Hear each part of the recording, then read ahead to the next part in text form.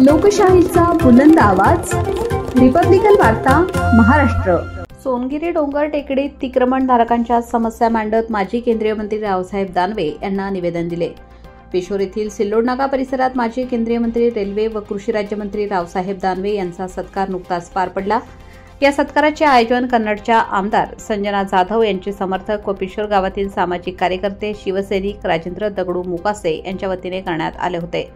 सत्कारानंतर झालेल्या चर्चेदरम्यान पेशोर येथील सोनगिरी टेकडीवरील गट क्रमांक 606 वरील अतिक्रमणधारकांची दीर्घकालीन समस्या माजी केंद्रीय मंत्री रावसाहेब दानवे यांच्या निदर्शनास आणून देण्यात आली। संबंधित नागरिकांनी या समस्येबाबत सविस्तर माहिती देत लिखित निवेदन त्यांच्याकडे देण्यात आले।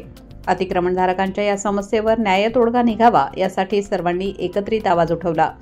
यावेळी ग्रामपंचायत सदस्य सुनील नवले, भाजपचे कार्यकर्ते विठ्ठल कोल्हे, विजय शेजवळ, नारायण हरणकाळ, चेअरमन मंजूर मामा पळशीकर, गंपू जाधव, सुरेश कोल्हे, अक्रम पठाण, रामकर, शत्रू मिस्त्री, गंगाधर धनवई, इम्रान शेख यांच्या सर्व अतिक्रमणधारक व ग्रामस्थ मोठ्या संख्येने उपस्थित होते। हा उपक्रम केवळ सत्कारापुरता मर्यादित न राहता स्थानिकांच्या भूमी संबंधित न्याय हक्कांची मांडणी करण्यासाठी एक महत्त्वाचा टप्पा असून या समस्येकडे केंद्र सरकार गांभीर्याने पाहिल अशी अपेक्षा राजेंद्र मोकासे व ग्रामस्थांनी व्यक्त केली आहे। रिपब्लिकन वार्ता महाराष्ट्र प्रतिनिधी Milind Kumar Landge, Chhatrapati Sambhajinagar, Kannada. Subscribe now and press the bell icon. Never miss an update.